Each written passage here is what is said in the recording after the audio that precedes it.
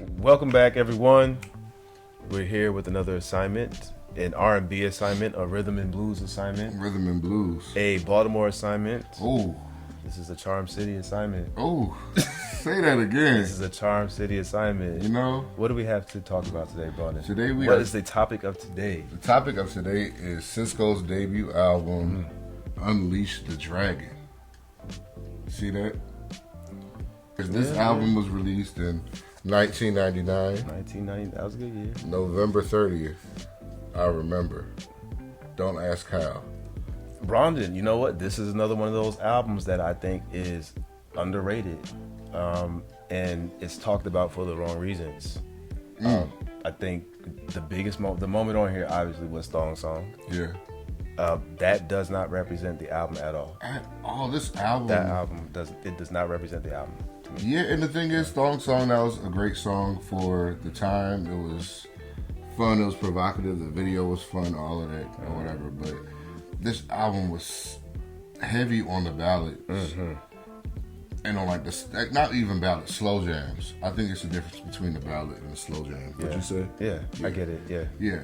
I think back in the day, in the 90s, you did have your ballads, like he had Incomplete, I'll say that's a ballad, but you had slow jams like Is Love Enough and How Can I Love You Tonight and Your Love Is Incredible. It was so many slow jams on here that were so great, and it was very reminiscent of Jodeci. I think a lot of people had those Jodeci comparisons with SisQó and Casey anyway, to a point where he even sampled them on Is Love Enough. Yeah, I think this is just a significant R&B debut album. A lot of people don't talk about it for those right reasons. Well, they talk about SisQó as a trend, and he kind of was, in the sense that he came and went really fast. He did, but he was one of the dopest R&B artists out there to ever hit the scene, in my opinion. One of the greatest R&B male vocalists out there. Still to this day, if you hear him sing, he still sings his ass off. I don't think he can still dance. The choreography is a little extra sometimes, but he was doing his karate kicks and shit. Yeah, but he can still perform. He was different. He brought something so different. Yeah. Like, he was obsessed with. It was almost like the R&B, like Wu-Tang type shit. His obsession with dragons and karate and stuff. But he was so different. But he was still traditionally R&B. He wasn't too off the rails with his music. It didn't get very weird at all. He knew what his lane was and he stuck with it, and I don't think he gets the props that he deserves for releasing such a great body of work, especially to be his first album. I blame Thong Song. That's the only oddball song that's on this album. That's the only one that is kind of outside of the R. Well, I'm not even. I would say it is kind of outside the R&B box. At least like Dragon, I could do without that one, but that was a good opener though. But it was still a great opener, and it was like that fusion of R&B and hip hop that you talked about from the '90s. I think. It was perfect. I would have loved if he would have Wu-Tang on Unleash the Dragon instead of Beanie Siegel, to be honest. I think that would have... That's a good... Like Method Man. I think Method Man would be perfect on that track. Yeah, Beanie Siegel is a kind of awkward... Well, I think, at that time, but back in the day, labels used to try to push artists like those Def Jam, so they were probably trying to push him for... You know what I'm saying? Yeah, but on the opening track for his debut album, it's kind of peculiar. I would think they would throw him somewhere down here at the bottom, like where Ja Rule and all them are.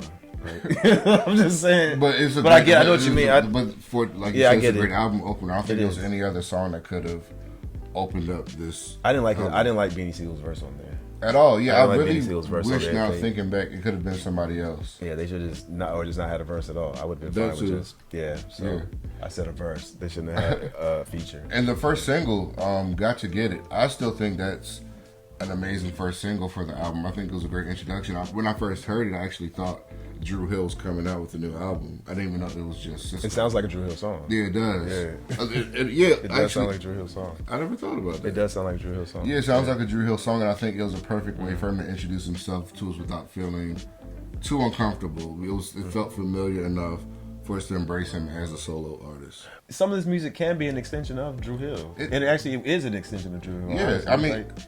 But if not all of it. All of it, yeah, it is. Yeah, so it could have been Dru Hill songs that he just kept for himself because he produced a lot of the music. People don't also know that about him. He produces most of his music, which is very impressive to me because it's not like it's just basic ass tracks. He produces really good R&B tracks. and he did most of them. I think I want to say. I think he had all the elements for like a great R&B star. I think the issue really was his branding. I think he overbranded himself. It was so trendy. Sense. Everything was just like the dye in the hair, and then the dragons. I feel like when you overdo, and then he came out with his second album, Return of the Dragon. Yeah, shortly after this one, and it was still more dragons. It's like, yo, you're gonna have to maybe switch it up. Or put on a suit, or I don't know, just like don't take the dye out your hair or something. But yeah, I think the trend also kind of overshadowed. The trend of SisQó overshadowed the actual artist and the music. We liked him for being somewhat extra. I think that was part of his appeal, but I do agree. I think that he just overdid it. I mean, look at him. Like it's a red patent leather jumpsuit. I don't know. Some white dragon hair. Chains, Asian jewelry. Like it's just. All that was actually an extension of Drew Hill as well. It was because Drew Hill was like Enter the Drew, all of that. Yeah. So, but yeah, I think this is still one of the greatest R&B debut albums of all time, and it doesn't get the credit that it deserves. So we want to give it. We want to give it its props. It's not much, but take away. Even with the Thong Song, because it was necessary and he was successful with it. It's a perfect album. It's a perfect album. So that's SisQó's Unleash the Dragon. It's available on Discogs. You can get it for a decent price. It ranges, but decent. But it should still be repressed, in my opinion. I think so too. In my opinion as well.